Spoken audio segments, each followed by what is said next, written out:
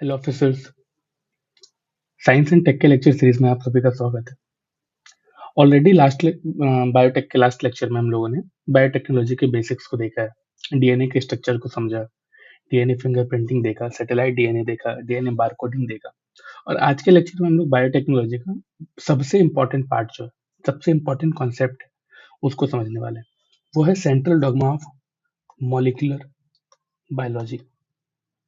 देखो, ये इतना इंपॉर्टेंट क्यों है?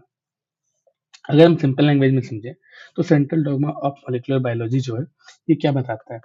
ये बताता है डीएनए से आरएनए एंड फिर प्रोटीन। ये जो प्रोसेस है, ये प्रोसेस हमें यहाँ पे समझ में आएगा। ठीक है। अगर आप इस कॉन्सेप्ट को समझ जाते हो तो आप ये समझो कि बायोटेक्नोलॉजी का 50% सिलेबस जो है ना, वो इसी कॉन्सेप्ट पर बेस्ड है। ये कॉन्सेप्ट आपको समझ आ जाता है तो 50% सिलेबस आपको इजीली समझ में आएगा। ठीक है। देखो, इस चीज में सबसे पहले हम आते हैं एक पार्ट पे, वो है क्या? क्रोमोसोम। देखो, क्रोमोसोम क्या होता है, सबसे पहले ये समझो। हम लोगों ने सेल पढ़ा था, ठीक है। सेल के अंदर हमने क्या पढ़ा था? न्यूक्लियस, ठीक है। और इसके अंदर हमने पढ़ा था डीएनए, ठीक है। सेल के अंदर जो न्यूक्लियस होता है, इस न्यूक्लियस के अंदर क्या था? डीएनए। अभी देखो, डीएनए क्या है? डीएनए टाइटली पैक्ड मॉलिक्यूल है, ठीक है। टाइटली, और ये जो पैक्ड मटेरियल दिख रहा है ना, ये जो पैक्ड स्ट्रक्चर दिख रहा है, यही स्ट्रक्चर आपका क्या है? यही स्ट्रक्चर आपका क्रोमोसोम है। अभी देखो, जब हम क्रोमोसोम को समझ गए कि पैक्ड स्ट्रक्चर ही क्रोमोसोम है, तो अभी देखो यहाँ पे बात होती है डीएनए की। डीएनए पैक्ड क्यों? डीएनए ना बहुत ही लंबा मॉलिक्यूल है। It is a long molecule. और ये जो लॉन्ग मॉलिक्यूल है ना, अगर ये पैक्ड नहीं रहे तो ये कभी न्यूक्लियस में फिट ही नहीं हो पाएगा, ठीक है। इसीलिए देखोगे डीएनए ना प्रोटीन के अराउंड रैप हो जाता है। और ये जो प्रोटीन है ना, जिसके अराउंड ये रैप होता है, इसी प्रोटीन को कहते हैं हम लोग हिस्टो प्रोटीन, ठीक है। क्या कहते हैं हम इसे? Histone protein. अभी देखो क्या है, अगर हम पूरा का पूरा बोले कि क्रोमोसोम का स्ट्रक्चर कैसा होता है, तो DNA plus histone protein is equal to chromosome. ये तो आप लोगों को याद रहेगा, ठीक है। अभी देखो, ये तो डीएनए की पैकिंग है, लेकिन ये जो क्रोमोसोम है, ये क्रोमोसोम बेसिकली फंक्शन कैसे करता है? क्रोमोसोम का मेन फंक्शन होता क्या है? तो देखो, क्रोमोसोम के बारे में हम क्या जानते हैं कि क्रोमोसोम जेनेटिक इंफॉर्मेशन जो होता है ना, इंफॉर्मेशन, इसको स्टोर करके रखता है, ठीक है। और स्टोर करने के साथ साथ स्टोर एंड ट्रांसफर, ये दोनों काम करता है, ठीक है। अभी देखो क्या होता है ना, कि जो क्रोमोसोम है, हर क्रोमोसोम में बहुत सारे जीन्स होते हैं। हमने जीन्स के बारे में देखा, ठीक है। क्रोमोसोम में क्या होता है? बहुत सारे जीन्स होते हैं। और ये जो जीन्स है, जैसे कि हम लोग एग्जांपल लेते हैं कि जो ह्यूमन बॉडी है, ह्यूमन बॉडी, ह्यूमन बॉडी में क्या होता है कि टोटल 46 क्रोमोसोम है, ठीक है। इसका मतलब क्या है? ये जो क्रोमोसोम है ना, ये क्रोमोसोम इंडिविजुअली नहीं होते, ये पेयर्स में होते हैं। इसलिए आप देखोगे ये 23 पेयर्स में है, ठीक है। अभी देखो, क्रोमोसोम का हायरार्की अगर समझे अभी तक जो हमने पढ़ा उसके बेसिस पे, तो हम क्या देख रहे हैं कि स्ट्रक्चर कैसा होता है? सेल होता है, सेल के अंदर न्यूक्लियस होता है, न्यूक्लियस के अंदर क्रोमोसोम होता है, एंड क्रोमोसोम के अंदर डीएनए होता है, एंड ये जीन। ये बेसिक हायरार्की है जो आपको पता होनी चाहिए, ठीक है। अभी देखो क्या है, यहाँ तक तो ठीक है कि डीएनए के बारे में लोग समझ गए, लेकिन इसी के साथ एक और मॉलिक्यूल होता है, ठीक है। वो क्या है? वो है आरएनए। देखो, आरएनए का फुल फॉर्म क्या होता है? Ribo nucleic acid.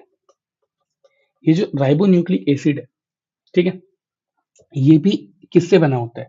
ये भी बना होता है न्यूक्लियोटाइड से, ठीक है। और ये जो न्यूक्लियोटाइड है, ये कहाँ होता है? ये जो मॉलिक्यूल है, राइबो न्यूक्लिक एसिड, ये मॉलिक्यूल जितने भी लिविंग सेल है ना, उन सारे लिविंग सेल के लिए एसेंशियल होता है। ठीक है, ये बहुत ही ज्यादा एसेंशियल मॉलिक्यूल है। अभी देखो, जैसे हमने डीएनए का स्ट्रक्चर देखा, उसी तरह से आरएनए का स्ट्रक्चर देखते हैं। क्या है कि यहाँ पे हम क्या देख रहे हैं, न्यूक्लियोटाइड। अभी देखो, आरएनए में भी न्यूक्लियोटाइड होता है। ठीक है, और एक आरएनए न्यूक्लियोटाइड में 3 पार्ट होते हैं, 3 पार्ट।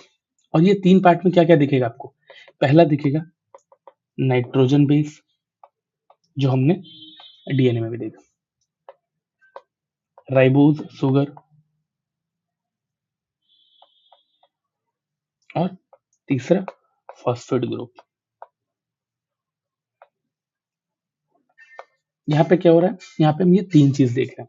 ठीक है, अभी देखो क्या है कि हमने आरएनए और डीएनए दोनों देखा, तो आखिर इन दोनों के बीच में डिफरेंस क्या आपको समझ में आया?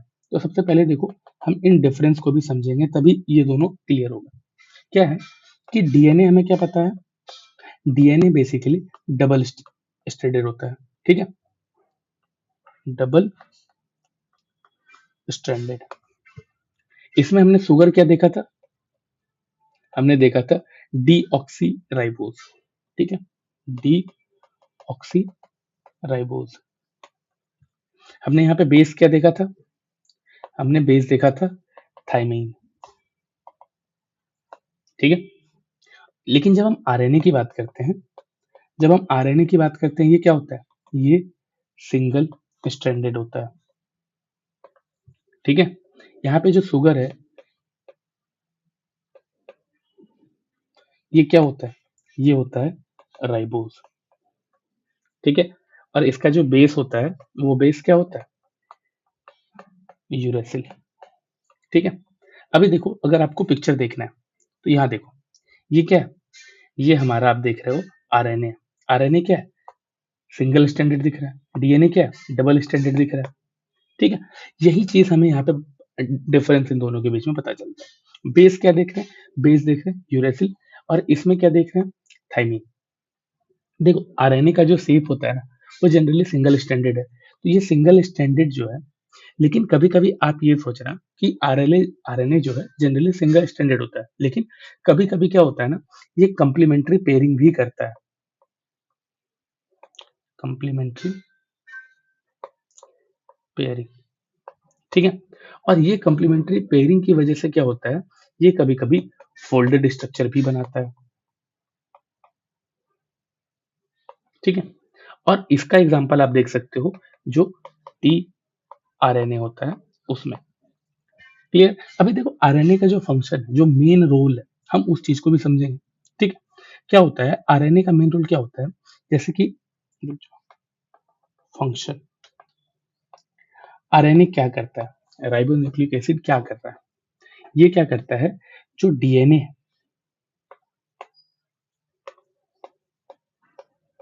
ठीक है, डीएनए से जो जेनेटिक इंफॉर्मेशन होता है, ये जेनेटिक इंफॉर्मेशन लेकर प्रोटीन सिंथेसिस करता है।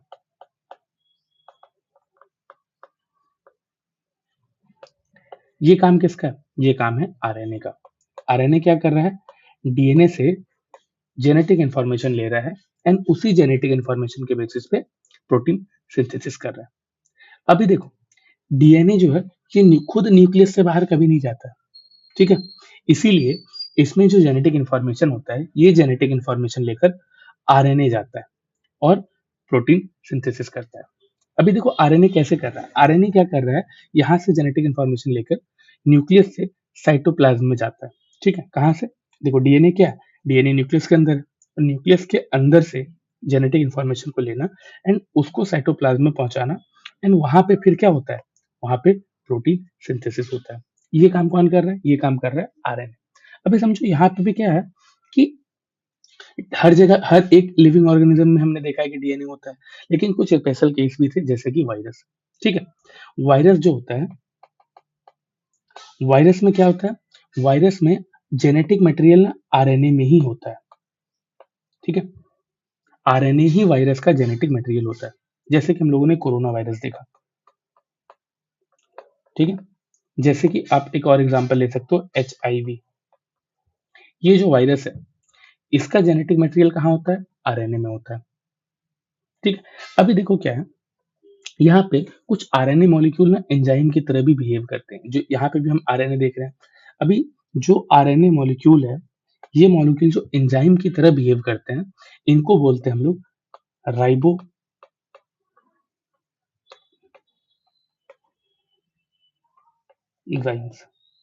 ठीक है। क्यों बोल रहे हैं? क्योंकि ये एंजाइम की तरह बिहेव कर रहा है।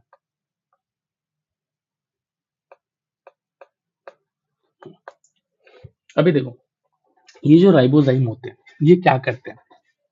ये बेसिकली जो हमारा बायोकेमिकल रिएक्शन होता है ना, इसको कैटेलाइज कर सकते हैं।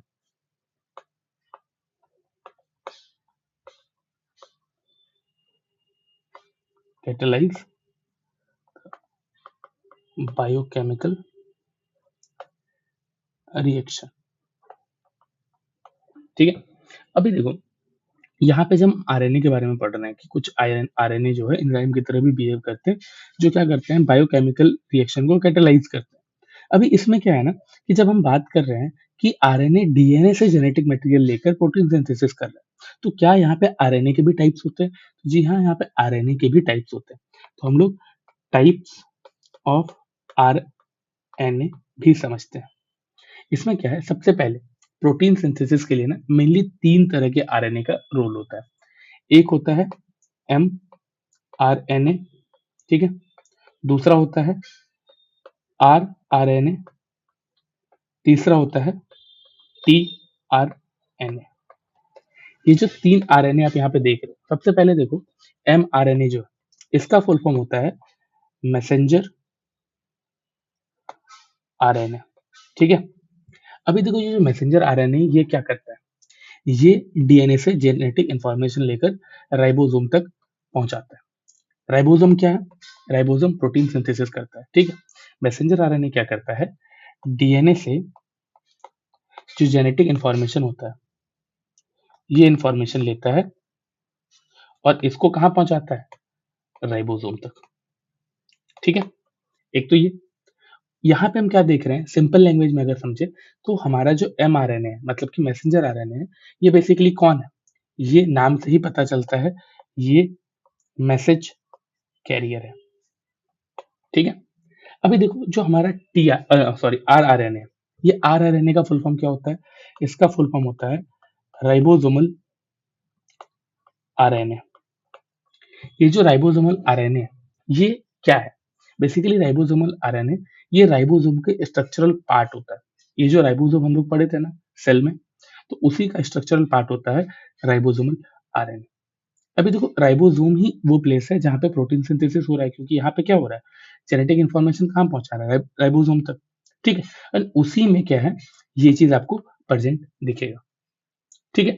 अभी इसके बाद आता है टीआरएनए। टीआरएनए क्या है? इसका मतलब होता है, फुल फॉर्म होता है basically transfer RNA.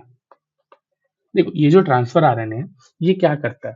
Transfer RNA basically क्या कर रहा है, ये एमिनो एसिड जो होता है ना, इस एमिनो एसिड को राइबोसोम तक पहुंचाया। नाम क्या है? Transfer RNA. यहाँ पे क्या कर रहा है, एमिनो एसिड को राइबोसोम तक पहुंचा दिया। ठीक है। हम यहाँ पे क्या देखें, सिंपली अगर हम देखेंगे, तो ये जो तीनों टाइप ऑफ आरएनए है, ये क्या क्या कर रहा है? एम आरएनए बेसिकली सिर्फ और सिर्फ इंस्ट्रक्शन देता है। ठीक है। जो आपका टी आरएनए है, ये टी आरएनए क्या कर रहा है? ये टी आरएनए डिलीवरी कर रहा है, क्या चीज का? एमिनो एसिड का। और जो आपका आर आर एन ए है, ये क्या है? ये उस फैक्ट्री का मशीन है। ठीक है।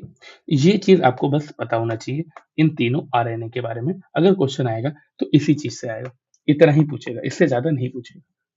ये जो बेसिक हम लोगों ने देखा है कि कैसे प्रोटीन सिंथेसिस होता है, वो इंपॉर्टेंट है। अभी देखो, जो हम लोग आज का टॉपिक पढ़ रहे हैं, central dogma of molecular biology, इसमें आपको पहला स्टेप जो आता है ना, वो होता है ट्रांसक्रिप्शन का। अभी देखो ये जो ट्रांसक्रिप्शन है, ये ट्रांसक्रिप्शन का मतलब क्या होता है? इसका मतलब होता है डीएनए से आरएनए का बनना। ठीक है, अभी देखो यहाँ पे क्या है, ट्रांसक्रिप्शन का जो प्रोसेस है, इस प्रोसेस में क्या होता है? Transcription is the process through which genetic information, DNA में क्या होता है? Genetic information. ठीक है, ये जेनेटिक इंफॉर्मेशन कॉपी किया जाता है। कौन कॉपी करता है? तो हमने यहाँ पे क्या देखा? mRNA, messenger RNA. बट हम यहाँ पे क्या लिख रहे हैं? डीएनए से आरएनए। ये जेनेटिक इंफॉर्मेशन किसको दे दिया? इसको, जो हम लोग देखते हैं ना कॉपी पेस्ट करते हैं, सेम वही डीएनए से, जो डीएनए में जो जेनेटिक इंफॉर्मेशन था उसको कॉपी किया एमआरएनए एंड उसको ले जाके दे दिया। एंड ये जो प्रोसेस है, इसी प्रोसेस को हम कहते हैं ट्रांसक्रिप्शन। अभी देखो क्या होता है, आप इमेजिन करके देखो कि डीएनए क्या है? डीएनए एक बेसिकली साइंस एंड टेक का नोट्स है। ठीक है, और आपको मैं वो नोट्स दे रहा हूँ। ठीक है, आप क्या कर रहे हो? उस नोट्स का कॉपी निकाल रहे हो। ठीक है, तो एमआरएनए भी क्या करता है? बस यहाँ पे जो जेनेटिक इंफॉर्मेशन है उसी का कॉपी करता है। ठीक है, और यहाँ पे जो जेनेटिक इंफॉर्मेशन है वो सेफ रहता है एंड कॉपी करके बाहर ले जाता है एंड फिर वो राइबोसोम तक पहुंचाता है, फिर वहां पे प्रोटीन सिंथेसिस होता है। ठीक है, अभी ये जो ट्रांसक्रिप्शन का प्रोसेस है, इसमें हम इस प्रोसेस को समझते हैं पूरा। पहले क्या होता है? डीएनए। ठीक है, ये डीएनए क्या होता है? ओपन होता है। ठीक है, आरएनए पॉलीमरेज। ठीक है, आरएनए पॉलीमरेज क्या करता है? एक एंजाइम के साथ होता है। आरएनए पॉलीमरेज में एक एंजाइम अटैच होता है। ठीक है, ये एंजाइम क्या कर रहा है? ये एंजाइम बेसिकली आप देखोगे तो अंदर जा रहा है। ठीक है, और यहां पे जाके क्या कर रहा है? एक कॉम्प्लीमेंट्री आरएनए स्ट्रैंड बन जा रहा है। ठीक है, और ये जो आरएनए स्ट्रैंड है, ये आरएनए स्ट्रैंड क्या कर रहा है? जेनेटिक इंफॉर्मेशन का कॉपी करता है। ठीक है, और यही इसका पूरा का पूरा प्रोसेस है। अभी देखो इसमें क्या है कि अब बहुत लोग बोलते हैं कि समझ नहीं आ रहा। देखो इससे ज्यादा नहीं समझना है। ठीक है, सॉरी। अभी देखो ये क्या है, ये कॉम्प्लीमेंट्री सीक्वेंस आपको पता चल गया कि यहाँ पे इस तरह से ट्रांसक्रिप्शन होता है। अभी देखो ट्रांसक्रिप्शन में ये जो एंजाइम है, ठीक है, ट्रांसक्रिप्शन में जो मेन एंजाइम है, ये क्या होता है? ये होता है आरएनए पॉलीमरेज। ठीक है, और यही क्या करता है? ट्रांसक्रिप्शन फैक्टर में भी हेल्प करता है। ठीक है, एक तो ये है ट्रांसक्रिप्शन। अभी इसी में एक और प्रोसेस आपको समझना है, वो क्या है? वो है ट्रांसक्रिप्टोम। ट्रांसक्रिप्टोम। अभी देखो ये जो ट्रांसक्रिप्टोम है, ये क्या है? ये आज के टाइम में जो मॉडर्न बायोटेक्नोलॉजी है उसका टर्म है, मॉडर्न बायोटेक टर्म।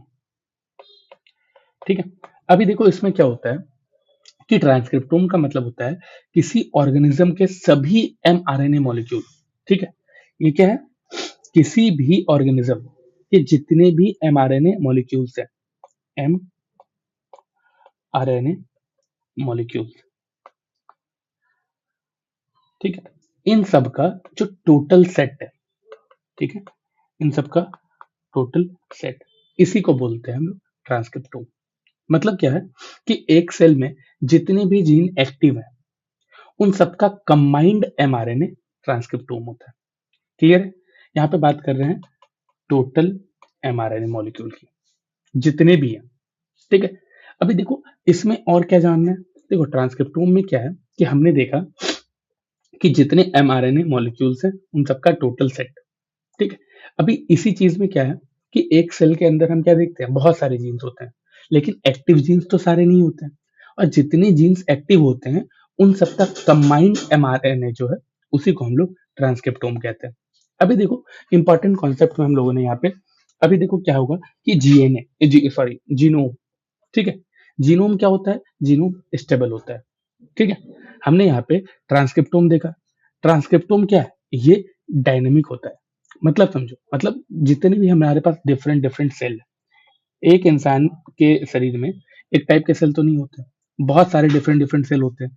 और जितने भी डिफरेंट सेल है, डिफरेंट सेल है, ये पूरा का पूरा डिफरेंट सेल में डिफरेंट डिफरेंट जीन एक्टिव होते हैं, डिफरेंट जीन। ठीक है, अब ये जो डिफरेंट जीन है, जैसे कि देखो मसल सेल, ठीक है, वहां पे क्या होगा, वहां पे डिफरेंट जीन एक्टिव होंगे। नर्व सेल, वहां पे क्या होगा, वहां पे डिफरेंट जीन एक्टिव होंगे। देखो डीएनए सेम होता है, लेकिन इन सब के सेल में क्या होता है कि डीएनए जो है ये सेम है, लेकिन जो एक्टिव जीन्स है, ये एक्टिव जीन्स अलग अलग होते हैं। ठीक है, और इसीलिए मैं यहाँ पे बोल रहा हूँ कि टोटल एमआरएनए मॉलिक्यूल का सेट को बोल रहे हैं हम लोग ट्रांसक्रिप्टोम। ठीक है, अभी देखो ये तो एक प्रोसेस था, ट्रांसक्रिप्शन। इसी से हम एक और दूसरा प्रोसेस देखते हैं, दूसरा कॉन्सेप्ट देखते हैं, वो क्या है, वो है ट्रांसलेशन। अभी ट्रांसलेशन क्या होता है, ट्रांसलेशन का मतलब होता है जो हमारा M R N A molecules है, ठीक है, ये M R N A molecules क्या करते हैं, इसमें बेसिकली ये बेसिकली इंफॉर्मेशन कॉपी करता है। ठीक है, एम आर ए ये इंफॉर्मेशन को कॉपी करके क्या हो रहा है कि प्रोटीन सिंथेसिस करवा रहा है।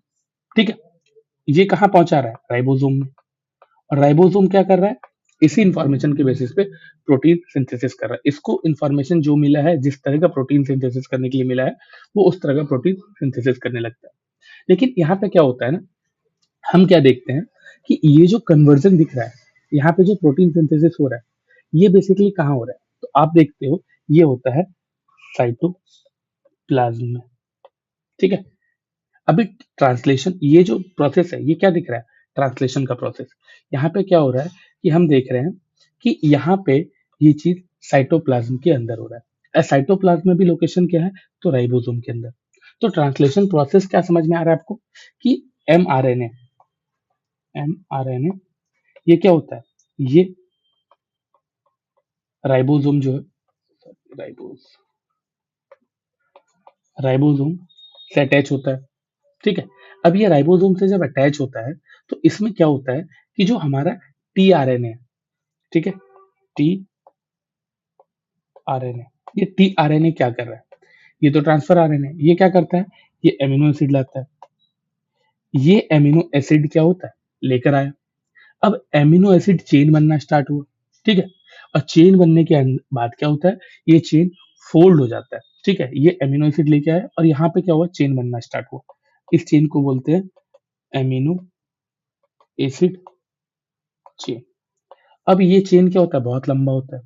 ठीक है, अब इतना लंबा चेन क्या होगा, ये फिर फोल्ड होने लगेगा, और ये फोल्ड होकर क्या बन जाएगा, ये बन जाएगा प्रोटीन। ठीक है, अब यहाँ पर जो प्रोटीन बना, ठीक है, प्रोटीन क्यों जरूरी है, देखो प्रोटीन बॉडी के ऑलमोस्ट जितने भी फंक्शन होते हैं, उन सारे फंक्शन को कंट्रोल कर रहा है। जैसे कि प्रोटीन ऐसा नहीं कि एक तरह का होता है। ठीक है, प्रोटीन का एग्जाम्पल क्या हो सकता है, एंजाइम। प्रोटीन का एग्जाम्पल क्या हो सकता है, हार्मोन। और भी बहुत सारे स्ट्रक्चरल जो हमारे प्रोटीन्स होते हैं, वो सब भी प्रोटीन का ही एग्जाम्पल है। ठीक है, अभी देखो क्या है, हमारे बॉडी में जो ट्रांसपोर्ट होता है, ये भी अलग एक प्रोटीन करता है, जिसका नाम ट्रांसपोर्ट प्रोटीन होता है। तो इसलिए आप देख रहे हो कि डीएनए इनडायरेक्टली बॉडी के सारे फंक्शन को कंट्रोल कर रहा है। ठीक है, अब वो बाहर निकल के तो नहीं कर रहा है न्यूक्लियस से, तो इसके लिए भी पूरा का पूरा एक प्रोसेस आपको यहाँ पे दिख रहा है। तो आप अगर आप देखोगे जो हमारा मॉलिक्यूलर बायोलॉजी है, उसका जो सेंट्रल डॉगमा है वो कैसा है कि डीएनए से जो आरएनए बना, ठीक है, इस प्रोसेस को क्या कहते हैं, ट्रांसक्रिप्शन। ठीक है, अब आरएनए से जो प्रोटीन बना, ठीक है, इसको क्या कहते हैं, इसको कहते हैं ट्रांसलेशन। यही हो रहा है ना, और यही बेसिकली हमारे मॉलिक्यूलर बायोलॉजी का सेंट्रल डॉगमा है। ठीक है, हमने देखा कि क्रोमोसोम क्या है, ठीक है, कहाँ होते हैं। अभी देखो जब हम लोग ये चीज समझते हैं, जब हम लोग आरएनए डीएनए के बारे में क्लियर हो जाते हैं, तो ना अभी क्या हुआ है कि 2024 में माइक्रो आरएनए के लिए नोबेल प्राइज मिला है। ठीक है, तो अब हम उस चीज को भी यहाँ पे समझेंगे कि ये क्यों मिला है और इसका क्या रीजन है। ठीक है, अभी हम क्या करेंगे कि हम लोग यहाँ पे माइक्रो आरएनए, ठीक है, जिसके कारण 2024 में नोबेल प्राइज मिला है। ठीक है, हम इस चीज को समझेंगे कि क्या ऐसा रिसर्च हुआ है जिसके कारण वहां पे मिला है। देखो सबसे पहले आप अपने आप से एक सिंपल क्वेश्चन पूछो, अगर हमें ये पता है कि हमारे बॉडी के सभी सेल में सेम डीएनए होता है, ठीक है, तो फिर आखिर हमारे बॉडी के जो भी सेल्स है, जैसे कि नर्व सेल है, मसल सेल है, ये अलग अलग कैसे होते हैं? क्या रीजन है कि इन दोनों का स्ट्रक्चर भी अलग अलग होता है? तो देखो, इन सब का सिंपल बेसिक रीजन है जीन रेगुलेशन। ठीक है, ये जो जीन रेगुलेशन है, इसका मतलब क्या होता है? इसका मतलब होता है कि कौन सा जीन एक्टिव है और कौन सा जीन इनएक्टिव है। ये सब इसी जीन रेगुलेशन से होता है। और इसी जीन रेगुलेशन में क्या होता है? सबसे बड़ा रोल होता है एम आर एन ए। इसको इस तरह से लिखते नहीं तो आप लोग कंफ्यूज होकर फिर मैसेंजर आर एन ए समझोगे। माइक्रो आर एन ए, सबसे बड़ा रोल इसी का होता है। अभी देखो ये क्या करता है, हम देखेंगे 2024 में जो नोबेल प्राइज मिला है, ये क्यों मिला है? 2024 का नोबेल प्राइज इन फिजियोलॉजी और मेडिसिन, इन दोनों में से ये दिया गया था विक्टर एम्ब्रोस एंड गैरी रुकुन को।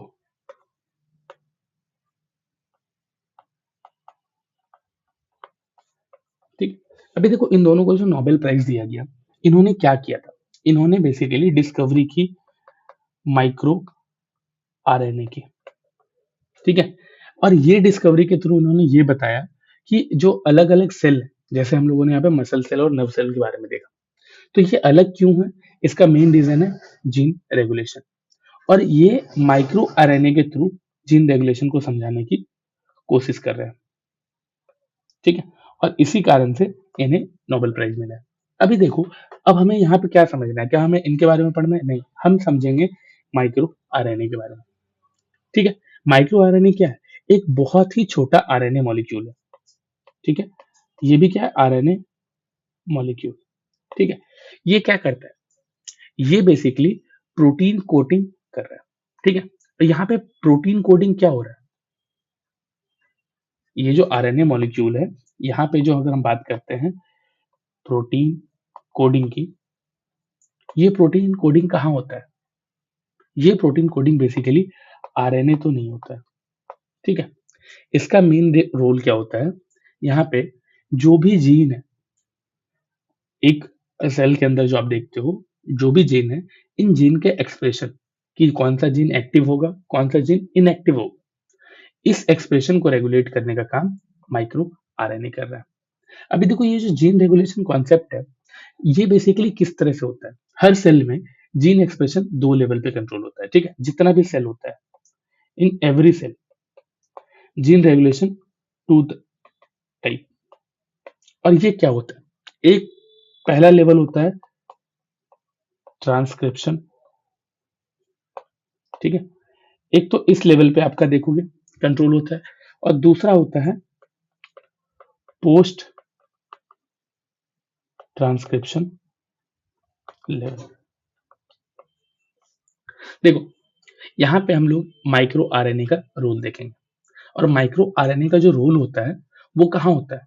वो होता है पोस्ट ट्रांसक्रिप्शन लेवल के बाद। ट्रांसक्रिप्शन लेवल पे माइक्रो आरएनए का कोई भी काम यहाँ पे नहीं दिख रहा है, इसका यहाँ पे कंट्रोल नहीं दिख रहा है। बेसिकली हमने देखा सेल्स के अंदर जो जीन रेगुलेशन होता है, ये दो तरह से होता है। एक होता है ट्रांसक्रिप्शन लेवल पे, एक होता है पोस्ट ट्रांसक्रिप्शन लेवल पे। और माइक्रो आरएनए का जो रोल होता है वो होता है पोस्ट ट्रांसक्रिप्शन लेवल पे। इस लेवल पे क्या होता है? वो जीन को रेगुलेट करता है।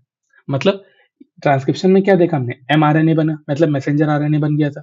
और मैसेंजर आरएनए बनने के बाद, ठीक है, उसको कंट्रोल करने का काम कौन करता है? Micro RNA.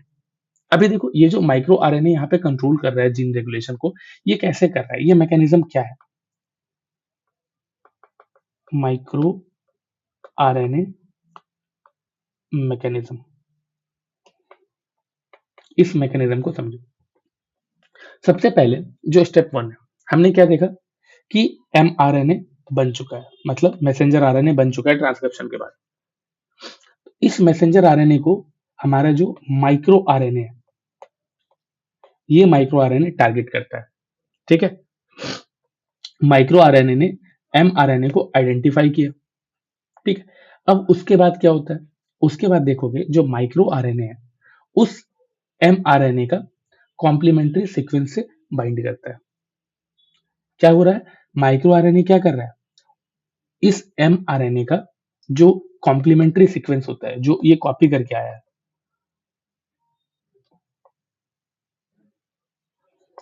इस सीक्वेंस के साथ बाइंड हो जाता है। ठीक है, और जब ये माइक्रो आरएनए इस सीक्वेंस के साथ बाइंड होता है तो ये क्या करता है, ये प्रोटीन सिंथेसिस को रोक देता है।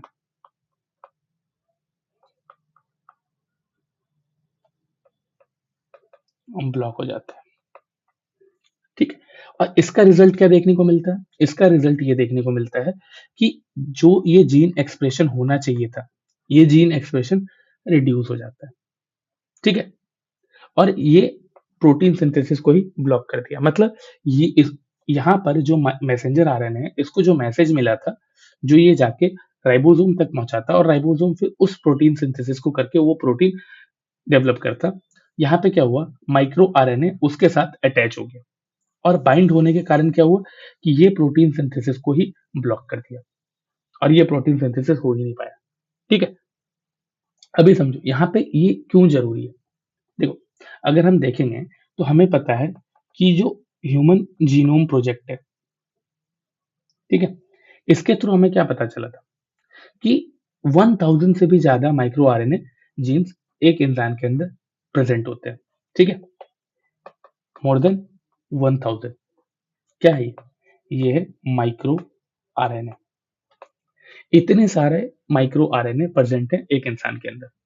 और यहाँ पे माइक्रो आरएनए का काम क्या है, माइक्रो आरएनए बेसिकली जो जीन रेगुलेशन है उसको कंट्रोल कर रहे हैं।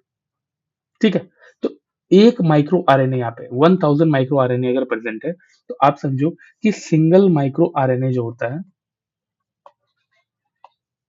ये सिंगल माइक्रो आरएनए भी बहुत सारे मतलब मल्टीपल जीन्स को रेगुलेट कर सकता है। और एक जीन, ठीक है, एक जीन मल्टीपल माइक्रो आरएनए से रेगुलेट हो सकता है। ये चीज हम यहाँ पे देख रहे हैं कि सिंगल माइक्रो आरएनए भी मल्टीपल जीन्स को रेगुलेट कर रहा है। और यहाँ पे हम क्या देखते हैं, इन सब चीजों के कारण ये पता चलता है कि माइक्रो आरएनए कितना इंपॉर्टेंट है। अभी देखो क्या हुआ कि ये जो डिस्कवरी होती है, ये डिस्कवरी बेसिकली कैसे हुई। ठीक है, तो आप देखो कि जो साइंटिस्ट ने क्या किया कि एक स्मॉल वॉर्म थे, ठीक है, ये जो स्मॉल वॉर्म थे इसके ऊपर रिसर्च की और इस स्मॉल वॉर्म का नाम था सी एलिगेंस। ठीक है, और फिर ये मॉडल ऑर्गेनिज्म यूज किया गया और सेल डेवलपमेंट की स्टडी की गई और इसी रिसर्च के बाद क्या हुआ कि माइक्रो आरएनए की डिस्कवरी हुई।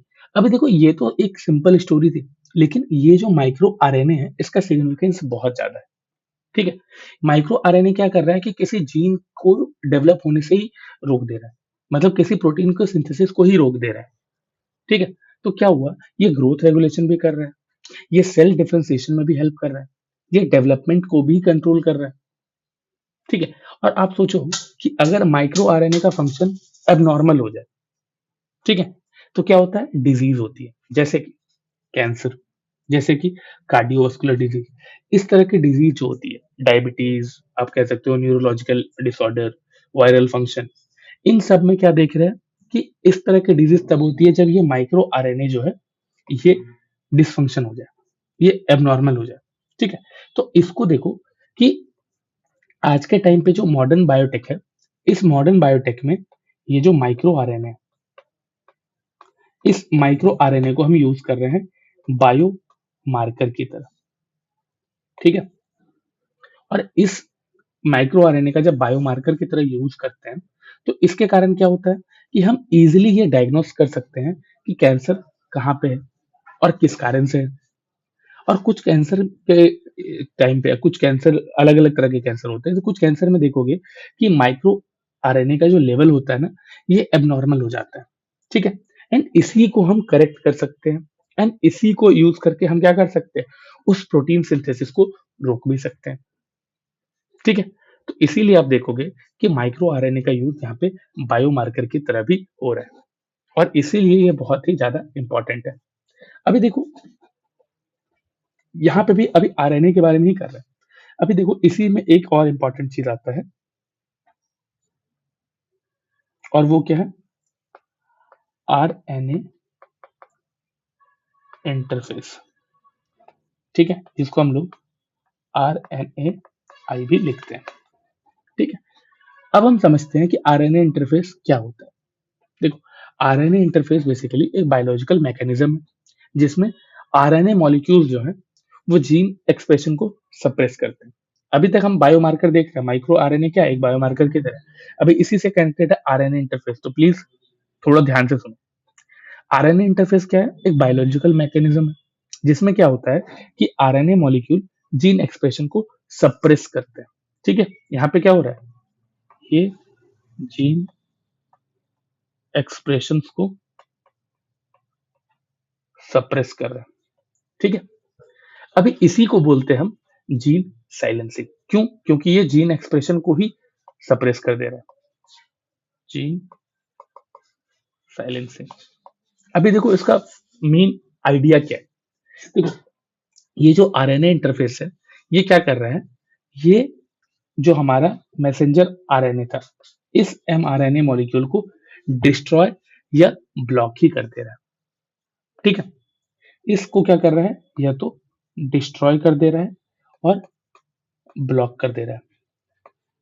ठीक है, जिसके कारण क्या हो रहा है कि ये मैसेंजर आरएनए जो राइबोसोम तक पहुंच के कोई प्रोटीन सिंथेसिस करने वाला था, ये प्रोटीन सिंथेसिस अब नहीं कर पाएगा। ठीक है, ये प्रोटीन सिंथेसिस अब रुक गई।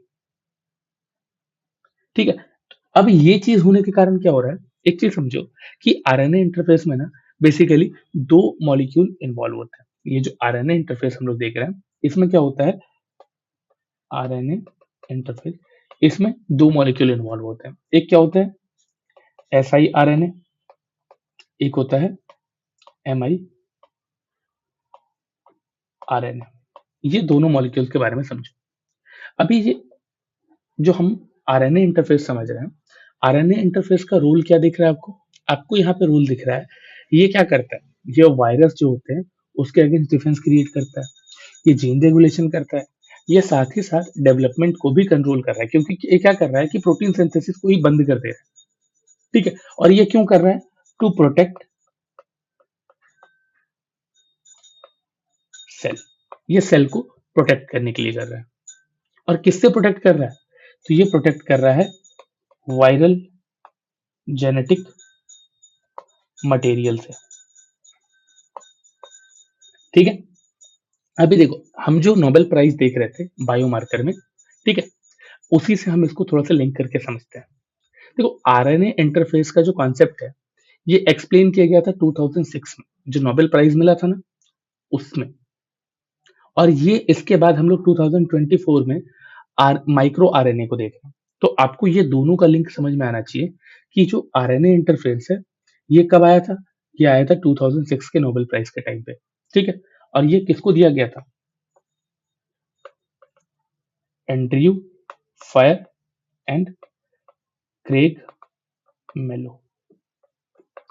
ठीक है, कब मिला था, इन 2006। किस चीज के लिए मिला था, तो ये मिला था आरएनए इंटरफेरेंस के लिए। ठीक है, तो ये था आरएनए इंटरफेरेंस और माइक्रो आरएनए से रिलेटेड चीजें जो कि आपको प्रीलिम्स के लिए जरूरी है। इससे ज्यादा हम लोग अभी नहीं करना चाहते हैं, क्योंकि टाइम वेस्ट है और कोई फायदा नहीं है प्री के। ठीक है, अभी आते हैं हम लोग अपने नेक्स्ट कॉन्सेप्ट पे, और वो क्या है, वो है, अभी तक हमने डीएनए देखा जो क्रोमोसोम में थे, जो न्यूक्लियस के अंदर थे, हमने आरएनए देखा।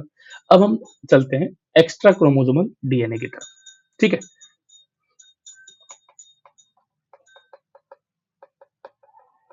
एक्स्ट्रा क्रोमोसोमल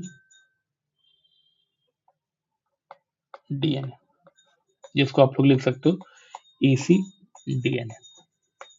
ये जो एक्स्ट्रा क्रोमोसोमल डीएनए, ये क्या है, ये भी मॉडर्न बायोटेक्नोलॉजी का कॉन्सेप्ट है। सबसे पहले ये समझो कि एक्स्ट्रा क्रोमोसोमल डीएनए होता क्या है। देखो, नॉर्मली हम क्या देखते हैं कि डीएनए जो है वो क्रोमोसोम के फॉर्म में होता है, ठीक है। लेकिन कभी कभी डीएनए के स्मॉल फ्रेगमेंट्स आपको क्रोमोसोम से बाहर भी मिलते हैं, ठीक है। और जब वो क्रोमोसोम से बाहर होते हैं ना, तो वो क्या करते हैं, एक सर्कुलर स्ट्रक्चर बना लेते हैं, ठीक है। और इसी सर्कुलर स्ट्रक्चर को बोलते हैं हम लोग एक्स्ट्रा क्रोमोसोमल डीएनए। अभी देखो कि ये जो एक्स्ट्रा क्रोमोसोमल डीएनए है वो क्या है कि वो क्रोमोसोम से ही अलग हुए हैं, ठीक है। तो आखिर इसका जो फॉर्मेशन है, इसका फॉर्मेशन का रीजन क्या हो सकता है, ठीक है। तो देखो, इसका फॉर्मेशन का जो रीजन है, रीजन फॉर फॉर्मेशन क्या हो सकते हैं। एक तो हो सकता है कि डीएनए डैमेज, या फिर म्यूटेशन, और you can say replication error, ठीक है। और इन्हीं सब के कारण क्या होता है, ये एक्स्ट्रा क्रोमोसोमल डीएनए का फॉर्मेशन हो रहा है, ठीक है। अभी देखो कि अगर इसका एग्जाम्पल लेना चाहें तो इसका एग्जाम्पल क्या हो सकता है। अगर आप लोग साइंस को फॉलो करते हो, ठीक है, तो आपको ये पता होगा जो हमारा क्रोमोथ्रिपिसिस है, ये क्या है, ये भी एक्स्ट्रा क्रोमोसोमल का ही एग्जाम्पल है। यहाँ पे क्या हो रहा है, ये बेसिकली डीएनए सैटरिंग इवेंट को बताता है, ठीक है। अभी देखो, ये तो फॉर्मेशन है, लेकिन ये जो एक्स्ट्रा क्रोमोसोमल डीएनए है, इसको हम कैंसर में कैसे देखते हैं। तो बहुत सारे रिसर्च के अकॉर्डिंग देखो कि एक्स्ट्रा क्रोमोसोमल डीएनए प्रेजेंट होता है कहाँ पे, तो ये आपको ज्यादातर दिखेगा 40% जो कैंसर सेल लाइन्स होते हैं ना, उसमें प्रेजेंट दिखता है। और 90% तक आपको ब्रेन ट्यूमर में के सैंपल में प्रेजेंट दिखेगा।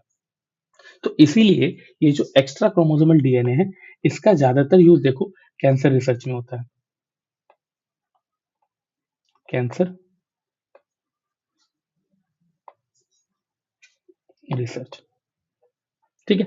अभी देखो, ये जो एक्स्ट्रा क्रोमोसोमल डीएनए है, ये बेसिकली इसका रोल क्या हो सकता है। यहाँ पे हम तो ये देख रहे हैं कि ये बनता कैसे, रीजन क्या है, इसका यूज देखें, लेकिन इसका रोल क्या है, ये क्या करता है। देखो, सबसे पहले समझो, ये जो मेरा इसी डीएनए, ये आपको कभी कभी ना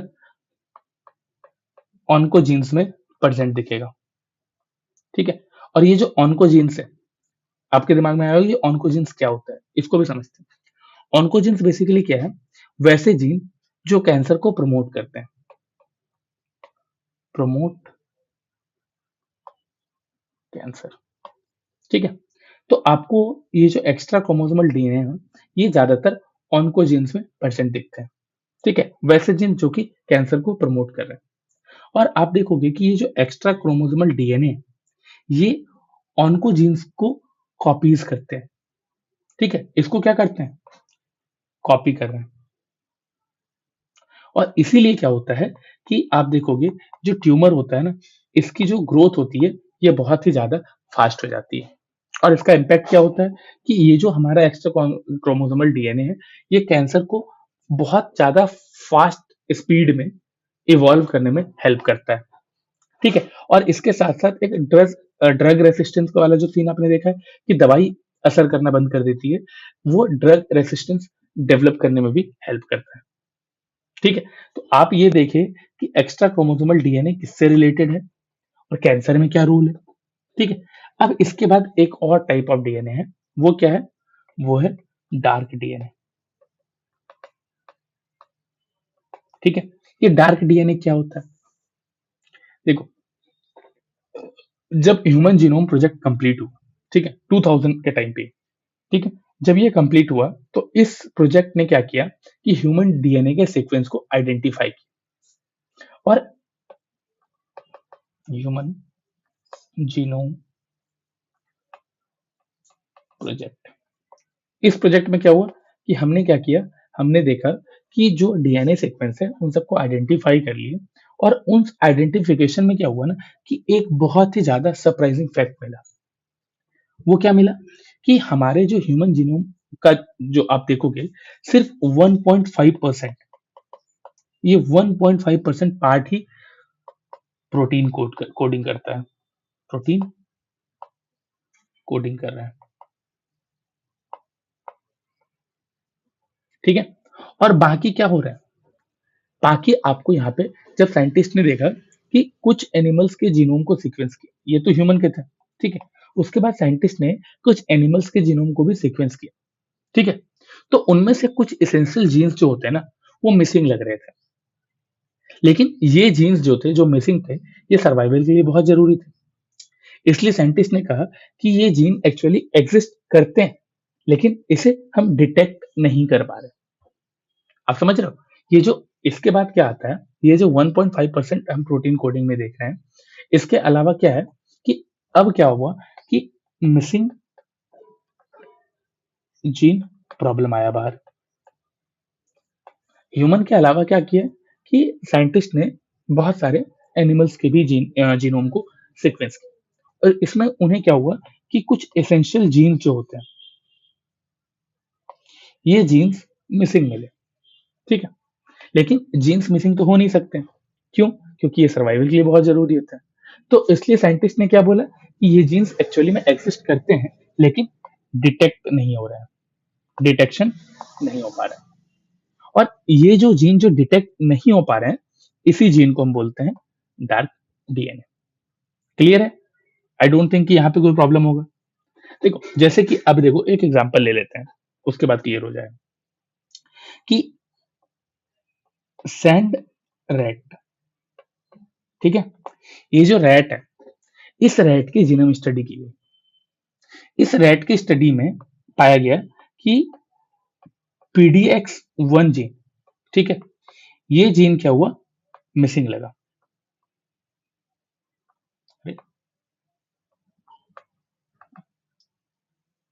ये जीन क्या हो गया, मिसिंग था। ये जीन क्या है, ये जीन बेसिकली इंसुलिन सेक्रेशन के लिए इंपॉर्टेंट होता है, इंसुलिन सेक्रेशन के लिए रिस्पॉन्सिबल होता है, ठीक है। आप सोचो खुद की कि अगर ये जीन ही मिसिंग है, इसका मतलब क्या है कि उसके अंदर इंसुलिन प्रोडक्शन नहीं हो पा रहा, लेकिन ये जो रैट है, इसमें इंसुलिन प्रोडक्शन हो रहा था, ठीक है। इंसुलिन प्रोडक्शन हो रहा है, इसका मतलब है कि ये जो जीन है, ये जीन उस रैट में प्रेजेंट तो है, ठीक है, लेकिन ये जीन हिडन रीजन में है, और इसी कारण से इस तरह के जीन्स को हमने क्या बोला, डार्क डीएनए। क्लियर? अभी ये जो डार्क डीएनए होते हैं, इसका इंपॉर्टेंस क्या है? देखो, डार्क डीएनए रिसर्च के लिए बहुत ज्यादा इंपॉर्टेंट है। इससे क्या हो सकता है कि हम इवोल्यूशन कैसे हुआ है किसी भी और एनिमल में, किसी भी ह्यूमन में, या फिर किसी भी ऑर्गेनिज्म, उसको स्टडी कर सकते हैं। हम डिजीज से रिलेटेड रिसर्च कर सकते हैं, हम कैंसर जेनेटिक्स के बारे में पता कर सकते हैं, ठीक है। और इसीलिए ये जो चीज है, ये जो डार्क डीएनए, ये बेसिकली ह्यूमन जीनोम प्रोजेक्ट का एक लिमिटेशन को भी बताता है, ठीक है। तो हमने क्या किया कि माइक्रो आरएनए देखा, आरएनए इंटरफेरेंस देखा, एक्स्ट्रा क्रोमोसोमल डीएनए को समझा, डार्क डीएनए को समझा। इससे क्या पता चला आपको? समझ में आ रहा है? इसका मतलब इतना ही जानना है, आप डॉक्टर नहीं बनने वाले हो। और ये चीजें अगर आप इस तरह से समझ जाते हो, तो फिर भूलोगे नहीं कि आरएनए इंटरफेरेंस क्या होता है। बायोमार्कर में हमने क्या पढ़ा था, माइक्रो आरएनए, नोबेल प्राइज मिला है, आरएनए इंटरफेरेंस के लिए भी नोबेल प्राइज मिला है, ठीक है। अब हम इसी जो अभी तक हम लोग पढ़े हैं, हम इन्हीं सब का थोड़ा सा एप्लीकेशन देखेंगे जेनेटिक इंजीनियरिंग में, रिकॉम्बिनेंट डीएनए टेक्नोलॉजी में। अब हम इन्हीं सारी चीजों को समझने वाले हैं, ठीक है। और ये टॉपिक जो है, ये आएगा genetic engineering and recombinant DNA tech. देखो, अभी तक हम लोगों ने बायोटेक के बेसिक पार्ट को समझ लिया, डीएनए क्या होता है, आरएनए क्या होता है, जीन रेगुलेशन क्या होता है, माइक्रो आरएनए क्या होता है, आरएनए इंटरफेरेंस क्या होता है। अभी देखो, जब इन सब चीजों को समझ जाते हैं, तो यहीं से क्या होता है, बायोटेक्नोलॉजी का इंजीनियरिंग पार्ट स्टार्ट हो जाता है। अब क्या बनने वाला है, ठीक है। अब हम उस चीज को समझने वाले हैं कि प्रैक्टिकल कॉन्सेप्ट यहाँ पे आता है, और ये क्या है, ये है जेनेटिक इंजीनियरिंग। अब इसी के थ्रू साइंटिस्ट ने क्या किया, जेनेटिकली मॉडिफाइड ऑर्गेनिज्म डेवलप करना स्टार्ट किया। ठीक है, तो सबसे पहले एक सिंपल क्वेश्चन आप खुद से पूछो कि क्या हम किसी ऑर्गेनिज्म के जीन को चेंज कर सकते हैं? हमने जो अभी जीन पढ़ा, जीन कहाँ होता है, तो अभी आप सोच के देखो क्या हम किसी ऑर्गेनिज्म के जीन्स को चेंज कर सकते हैं? तो आंसर है यस, हम कर सकते हैं और इसी प्रोसेस को बोलते हैं जेनेटिक इंजीनियरिंग। अभी देखो जेनेटिक इंजीनियरिंग क्या है? ये बेसिकली एक टेक्निक है जिसमें हम क्या करते हैं, डीएनए और आरएनए, इसका जो केमिकल नेचर होता है ना, इसके केमिकल नेचर को हम क्या करते हैं, मॉडिफाई कर देते हैं। ठीक है, और जब इसको मॉडिफाई करते हैं तो क्या होता है, ऑर्गेनिज्म के जो बिहेवियर होते हैं, ऑर्गेनिज्म के जो फीचर्स होते हैं, हम उसे ही चेंज कर रहे हैं। ठीक है, अभी देखो इन्हीं सब चीजों में ना कुछ कुछ इंपॉर्टेंट टर्म्स हैं जो कि आपको पता होना चाहिए। पहला टर्म है जीनोटाइप। जीनोटाइप क्या होता है? एक ऑर्गेनिज्म के कंप्लीट जेनेटिक मेकअप के बारे में बताता है। ठीक है, कंप्लीट जेनेटिक मेकअप। ठीक है, इसका एग्जांपल ले सकते हो आप, जैसे हमारा डीएनए सीक्वेंस है। ठीक है, फिर दूसरा कॉन्सेप्ट है फेनोटाइप। फेनोटाइप क्या होता है? फेनोटाइप बेसिकली आप इसको इस तरह से समझो कि ये क्या है, ये जो हम ऑब्जर्व कर पा रहे हैं, ऑब्जर्वेबल ट्रेट्स। ठीक है, जैसे कि हाइट, कलर, शेप, बिहेवियर। ठीक है, फेनोटाइप में बेसिकली क्या है कि जीनोटाइप भी आता है, प्लस वो किस तरह से कर रहा है, मतलब उसका एनवायरनमेंट, हाइट से रिलेटेड, कलर से रिलेटेड, शेप से रिलेटेड, ये सारी चीजें इसमें आ जाती है। ठीक है, अभी देखो कि हम जब जेनेटिक इंजीनियरिंग के बारे में बात करते हैं तो हम क्या करते हैं, इन्हीं दोनों को चेंज कर दे रहे हैं। ठीक है, अभी देखो हम एग्जाम्पल समझते हैं जेनेटिक इंजीनियरिंग का। जैसे हम एक एग्जाम्पल लेते हैं जेलीफिश का। ठीक है, ये जो जेलीफिश है, ये जेलीफिश क्या है, ये नेचुरली ग्रो करती है। ठीक है, आप देखोगे तो इसमें पता नहीं एक लाइट दिखता है, पानी के अंदर भी ये चमक रहा होता है, ये नेचुरली ग्लो कर रहा है। अभी ये जो ग्लो है, इसका रीजन हो सकता है इसमें कोई जीन होगा, इसी कारण से वो ग्लो कर रहा है। तो ये जो जीन है बेसिकली, ये जो स्पेशल जीन है, ये हर किसी में तो नहीं होता, उसमें तभी तो वो ग्लो कर रहा है। ये जो स्पेशल जीन है, अगर साइंटिस्ट वो जीन किसी और ऑर्गेनिज्म में इंसर्ट कर दे, तो क्या वो ऑर्गेनिज्म भी ग्लो करने लगेगा? तो जी हाँ, वो भी ग्लो करने लगेगा। और यही जेनेटिक इंजीनियरिंग का एक बहुत अच्छा एग्जाम्पल है। अभी देखो जेनेटिक इंजीनियरिंग की बात आई ही क्यों, इसकी जरूरत हमें पड़ी ही क्यों? Why why genetic engineering needed, क्या रीजन था? देखो जो ट्रेडिशनल ब्रीडिंग हो रही थी, इस ब्रीडिंग में प्रॉब्लम होती थी। जैसे अगर आप देखो कि अगर आप प्लांट की ब्रीडिंग करते हो, ठीक है, तो प्लांट क्या है, जो आप चाहते हो उस प्लांट में आए, ठीक है, जो आप डिसाइड कर रहे हो कि उस डिजायर्ड जीन के साथ आए, लेकिन उसके साथ क्या होता है कि अनवांटेड जीन्स भी ट्रांसफर होते हैं। और जेनेटिक इंजीनियरिंग में एडवांटेज है कि आप जिस तरह का चाहते हो, आपका जो डिजायर्ड जीन है, आप सिर्फ उस तरह से भी किसी भी चीज को प्रोड्यूस कर सकते हो। ठीक है, किसी भी चीज की ब्रीडिंग कर सकते हो, सिर्फ और सिर्फ स्पेसिफिक जीन ट्रांसफर करके। ठीक है, और इसीलिए क्या होता है ना, इसमें बहुत सारी टेक्नोलॉजीज यूज की जाती है, बहुत सारी टेक्निक यूज की जाती है।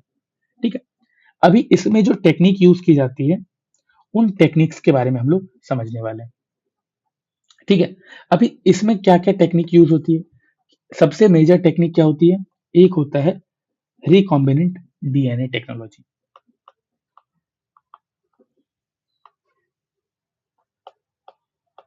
DNA technology. दूसरा है यहाँ पे जीन की क्लोनिंग। इसके अलावा यहाँ पे जो टेक्निक यूज होता है वो क्या है? वो है जीन ट्रांसफर। ठीक है, ये जो टेक्निक है, इन टेक्निक से साइंटिस्ट क्या करते हैं, जो डिजायर्ड जीन्स होते हैं उसको आइसोलेट करते हैं और टारगेट ऑर्गेनिज्म में उसी जीन को इंट्रोड्यूस करते हैं। ठीक है, और इससे क्या होता है कि हम जो चाहते हैं उस तरह का बेसिकली ब्रीडिंग होता है। अभी देखो, ये सारे टेक्निक्स तो जरूरी है जेनेटिक इंजीनियरिंग के लिए, लेकिन इसके अलावा क्या रिक्वायरमेंट है मॉडर्न बायोटेक्नोलॉजी की, तो हम उसे भी समझना जरूरी है। देखो, मॉडर्न बायोटेक्नोलॉजी के लिए ना एक और कंडीशन बहुत ज्यादा जरूरी होती है। वो क्या है? वो है स्टेराइल एनवायरमेंट। ठीक है, वो क्यों? क्योंकि देखो, बायोटेक्नोलॉजी में जो प्रोडक्ट्स बनते हैं ना, वो लार्ज स्केल पर प्रोड्यूस किए जाते हैं। जैसे एग्जांपल में अगर आप देखो, तो एंटीबायोटिक्स, वैक्सीन, एंजाइम, ये सारी चीजें प्रोड्यूस की जाती है। और ये जो प्रोडक्शन होता है, इन चीजों का प्रोडक्शन के लिए एक स्टेराइल एनवायरनमेंट बहुत जरूरी होता है। क्यों? अगर वो एनवायरनमेंट स्टेराइल नहीं होगा, तो हम जो बना रहे हैं वो क्या होगा? वो कॉन्टामिनेशन का शिकार बन जाएगा। ठीक है, जिसके कारण क्या होगा कि जो हम ग्रो कर रहे हैं उसके साथ साथ अनवांटेड माइक्रोब्स भी ग्रो कर सकते हैं।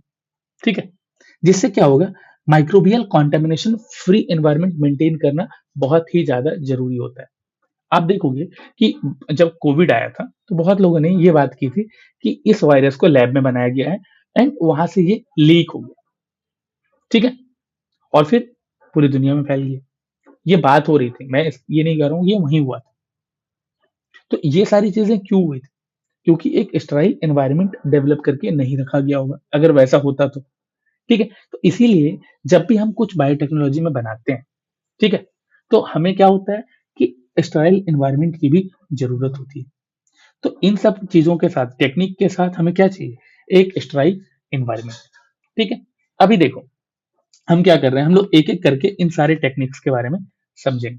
और सबसे पहले हम समझेंगे रिकॉम्बिनेंट डीएनए टेक्निक। ठीक है,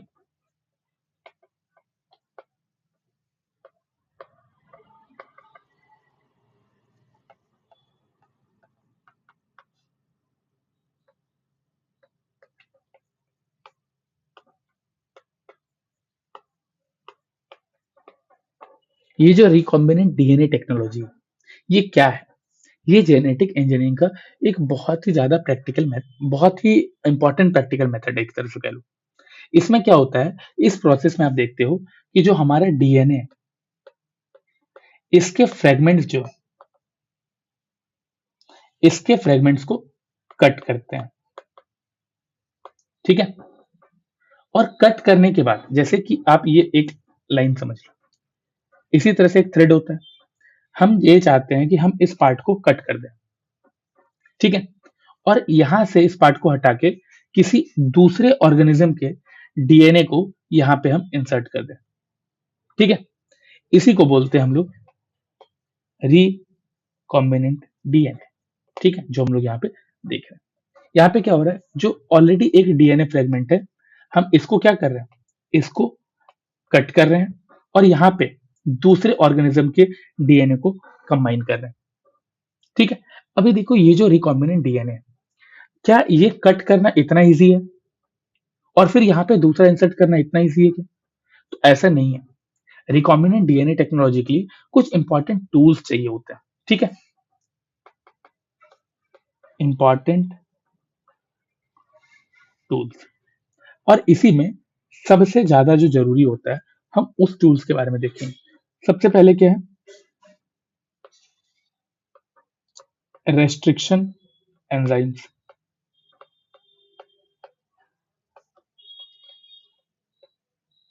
पॉलीमरेज एंजाइम्स।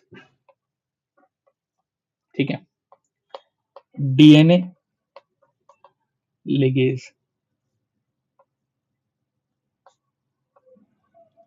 क्लोनिंग वेक्टर्स, और फिर होस्ट। ठीक है, और इन सबको समझना बहुत जरूरी है। इन सब का रोल बहुत इंपॉर्टेंट है एंड इसीलिए हम इन सबको धीरे धीरे एक एक करके समझें।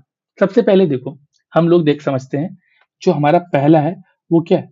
वो है रेस्ट्रिक्शन एंजाइम। ठीक है, ये जो रेस्ट्रिक्शन एंजाइम है, ये क्या है? इसको हम लोग बोलते हैं मॉलिक्यूलर सीजर। ये क्या करता है, ये डीएनए को स्पेसिफिक साइट पे, जैसे हम यहाँ पे देख रहे हैं ना कि डीएनए के इसी पार्ट को कट करना है, या फिर अगर हमको इस पार्ट को कट करना है, या फिर इस पार्ट को कट करना है, तो इस स्पेसिफिक साइट को कट करने के लिए हम इसका यूज करते हैं। ये क्या करता है, ये बेसिकली डीएनए के स्पेसिफिक साइट पर एक कट लगाता है, इसीलिए देख रहे हो हम इसे मॉलिक्यूलर सीजर भी कह रहे हैं। देखो रेस्ट्रिक्शन एंजाइम बेसिकली ये भी क्या है, ये कैंची की तरह नहीं है जो कट कर रहा है, ये भी एक एंजाइम है।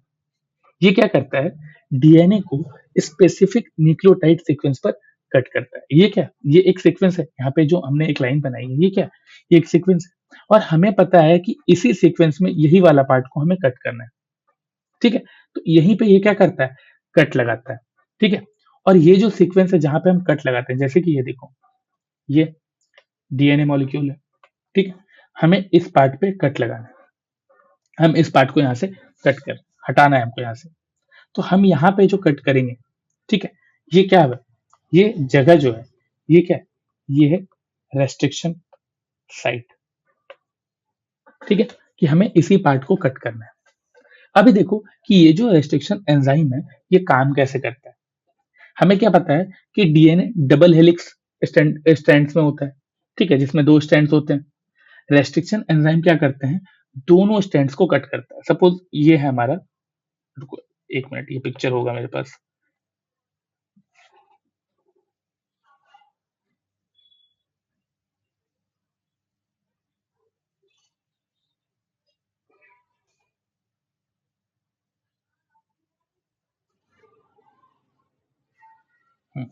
ये देखो, जैसे हम क्या देख रहे हैं कि डीएनए हमारा डबल हेलिक्स स्ट्रक्चर स्ट्रैंड्स में होते हैं।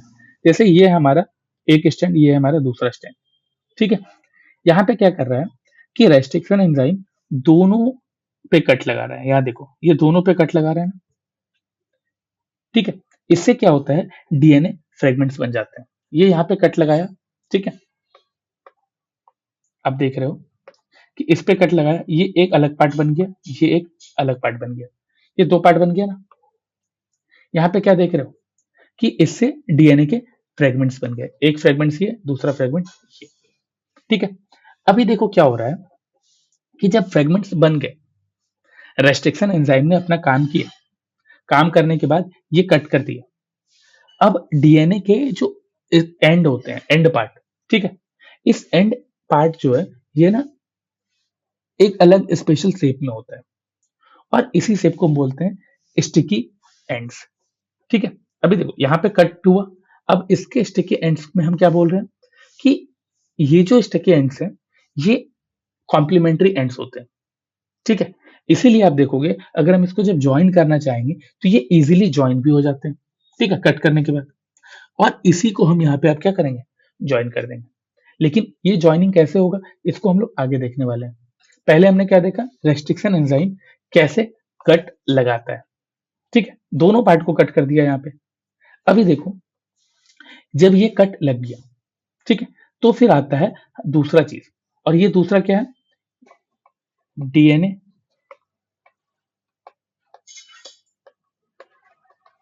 लाइगेज।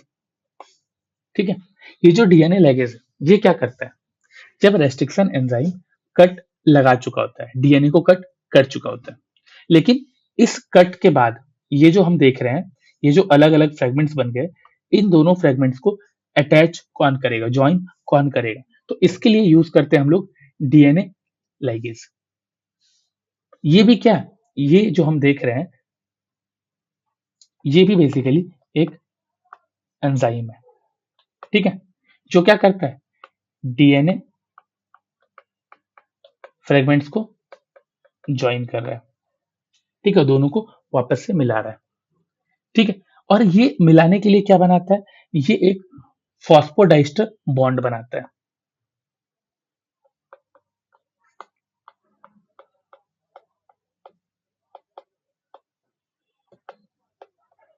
ठीक है, जिसके कारण क्या होता है, ये जो फ्रेगमेंट्स कटे थे, ये अब ज्वाइन हो गए। ठीक है, हमने क्या देखा कि रेस्ट्रिक्शन एंजाइम एक सीजर का काम करता है, इसीलिए हम इसको क्या लिख रहे हैं, मॉलिक्यूलर सीजर। एंड जो हम यहाँ पे डीएनए लिगेज को देख रहे हैं, ये क्या काम करता है? ये एक ग्लू का काम करता है, फेविकोल। ठीक है, क्लियर है? अब आते हैं हम लोग अपने अगले पार्ट पे, और वो क्या है? वो है क्लोनिंग वेक्टर।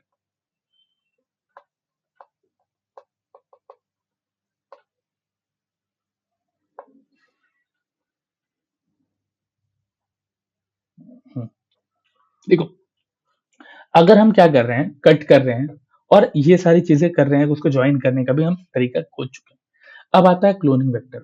हम क्या कर रहे हैं, अगर हम जो फॉरेन डीएनए मतलब किसी दूसरे ऑर्गेनिज्म से जो डीएनए निकाल रहे हैं, ठीक है, उस डीएनए को हम क्या कर रहे हैं, जो होस्ट है उसके अंदर इंसर्ट करना चाहते हैं। ठीक है, तो उसे इंसर्ट करने के लिए हमें क्या चाहिए? हमें एक कैरियर चाहिए, एंड इसी कैरियर को हम बोलते हैं वेक्टर। ठीक है, इसी कैरियर को क्या बोल रहे हैं? हम वेक्टर बोल रहे हैं। तो आप देखो, ये जो क्लोनिंग वेक्टर है, ये क्या है? ये बेसिकली एक तरह का डीएनए मॉलिक्यूल्स है। ठीक है, ये वो मॉलिक्यूल्स होते हैं जो क्या करते हैं, जो फॉरेन डीएनए को, जो हम दूसरी ऑर्गेनिज्म से डीएनए को लिए हैं, उस डीएनए को होस्ट सेल में ट्रांसफर करता है। ये डीएनए मॉलिक्यूल है। ठीक है, और ये क्या कर रहा है? ये फॉरेन डीएनए को होस्ट डीएनए में ट्रांसफर कर रहा है। ठीक है, अभी देखो, ये जो क्लोनिंग वेक्टर्स हैं, इसमें ऐसा नहीं है कि एक ही तरह का होता है, इसमें बहुत सारे होते हैं। जैसे कि देखो, एग्जाम्पल हम देखते हैं। ये एग्जाम्पल क्या हो सकते हैं? प्लाज्मिड्स। एग्जाम्पल क्या हो सकते हैं? वायरसेस। और you can say artificial chromosome बना दे रहे हैं हम। ठीक है, आर्टिफिशियल क्रोमोसोम्स। ठीक, और ये जो वेक्टर्स आप देख रहे हो, ये मॉडर्न वेक्टर्स हैं। ठीक है, ये बेसिकली ऐसा नहीं होता कि नेचुरली होते हैं, ये जेनेटिकली इंजीनियर्ड होते हैं ताकि फॉरेन डीएनए को इजीली इंसर्ट कर सके। ठीक है, तो ये था बेसिकली इनमें से बेसिक चीजें।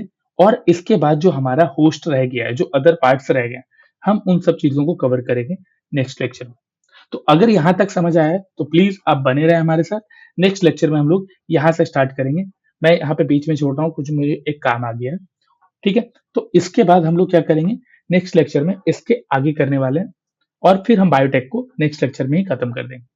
ठीक है, तो थैंक यू। अगर आपको ये लेक्चर पसंद आया हो तो प्लीज कमेंट करें, और जिसको भी डाउट हो लेक्चर में, कोई भी कॉन्सेप्ट अगर समझ नहीं आया हो, तो उसे भी आप मुझे बताएं। ठीक है।